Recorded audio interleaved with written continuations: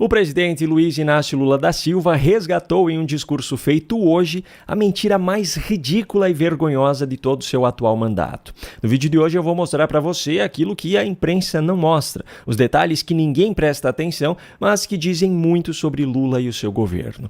No final da manhã dessa quinta-feira foi realizada uma cerimônia de inauguração da nova fábrica de celulose da Suzano, no Mato Grosso do Sul.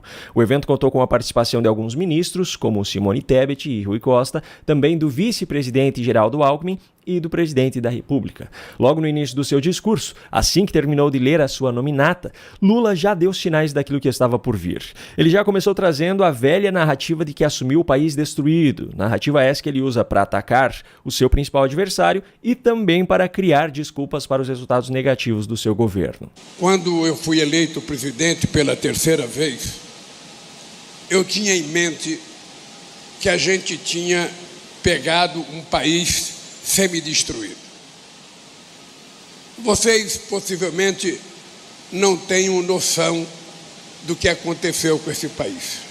É claro que o público não tem noção do que aconteceu com esse país, porque o país ao qual Lula se refere é esse cenário fictício que só existe na cabeça dele. O público sabe aquilo que realmente aconteceu nos últimos anos, e isso é muito diferente do que Lula apresenta em suas narrativas. Bom, outra coisa que na realidade é muito diferente do que na cabeça de Lula é a grafia das palavras, inclusive quando elas fazem parte do nome dos programas do seu próprio governo. Quais as 3 ou 5 obras mais estruturantes do seu Estado para que a gente pudesse incluí-las num programa estruturante chamado Programa de Aceleração do Crescimento. Programa de Aceleração do Crescimento. Pois é, mas antes fosse a acerelação o grande problema do discurso de Lula. O grande problema, na verdade, foi quando ele começou a acerelar nas mentiras. Eu disse, governador, e vou me reunir no dia 19 com todos os meus ministros, não só para fazer a despedida de fim de ano, mas para dizer algumas mensagens para eles. Nós passamos 2 anos, do dia 1º de janeiro de 2023 até o dia 31 de dezembro de 2024, reconstruindo o país. Vocês não têm noção a quantidade de escolas que nós pegamos paralisadas. Vocês não têm noção a quantidade de casas do Minha Casa Minha Vida que foram paralisadas. Pois é, desde que assumiu esse mandato em janeiro de 2023, Lula tem insistido na narrativa de que encontrou obras paradas pelo governo anterior. Só que, ao fazer esse discurso hoje, Lula ignorou, intencionalmente ou não, o fato de que o Tribunal de Contas da União divulgou ontem um relatório que mostra que mais da metade das obras públicas em todo o país estão paralisadas.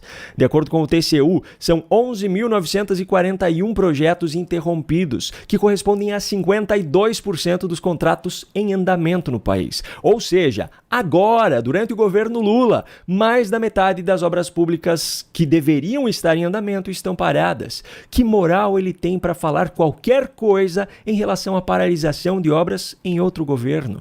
Mas, por incrível que pareça, essa ainda não foi a pior parte dessa argumentação de Lula no discurso. A pior parte foi o que veio logo em seguida.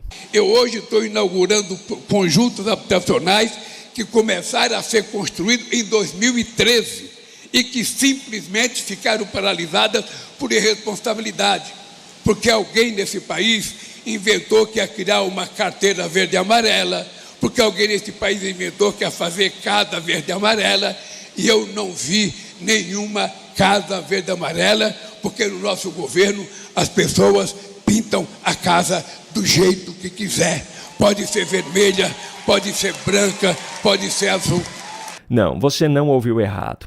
Essa é a terceira vez desde que assumiu esse mandato que Lula diz que casas do programa Casa Verde e Amarela, que foi o programa substituto do Minha Casa Minha Vida durante a gestão anterior, eram todas pintadas de verde e amarelo. Esse programa, por sinal, oferecia para as regiões norte e nordeste do país taxas de juros menores do que as do Minha Casa Minha Vida. Enfim, por mais que pareça óbvio, eu separei aqui uma matéria do site do próprio governo federal, publicada em julho de 2022, 2022, que traz uma foto de um conjunto residencial construído pelo programa, que prova que nem mesmo as casas desses conjuntos, onde as casas são padronizadas, eram todas pintadas de verde e amarelo, como Lula diz. E ainda nesse mesmo discurso, Lula deu mais uma demonstração clara da velha filosofia comunista. Chame-os do que você é, acuse-os do que você faz. Porque pobre nesse país é tratado como se fosse invisível. Aliás, pobre só é enxergado na época das eleições. Na época das eleições, o pobre é a pessoa que tem mais valor no mundo. Todo mundo vai atrás de pobre, todo mundo pega a criança pobre, todo mundo tira fotografia. Depois que ganha as eleições, desaparece e os pobres ficam no país. Pois é, o Lula que diz isso agora é o mesmo que dizia antes das eleições presidenciais de 2022, isso aqui. Eu falo de muita coisa, eu falo de economia, falo de tudo. Estou quase que nem uma Luiz Mercadante, que nem você, Eduardo. Agora, quando é que o povo gosta? É quando eu falo, ó, nós vamos voltar a reunir a família no domingo e nós vamos fazer um churrasquinho. E nós vamos comer uma fatia de picanha com uma gordurinha passada na farinha e tomar uma porra de uma cerveja gelada. Bicho, o povo entra em delírio. Porque é isso que o povo quer. Mas depois que assumiu a presidência, o que foi visto na prática foi Lula comprando móveis luxuosos para o Palácio da Alvorada, como o sofá de mais de 60 mil reais, Lula gastando mais de 27 milhões de reais em reformas nos palácios presidenciais, Lula exigindo um novo avião presidencial que deve custar 1,5 bilhão de reais, entre outras regalias sustentadas pelo dinheiro do povo brasileiro. Lula pode até criar as mais variadas narrativas nos seus discursos, mas eu apresento provas e contra provas não há argumentos. Bom, ainda tem outro assunto que eu preciso abordar aqui no vídeo e esse é de causar revolta em qualquer um. Me permita relembrar rapidamente aqui os fatos para contextualizar essa notícia.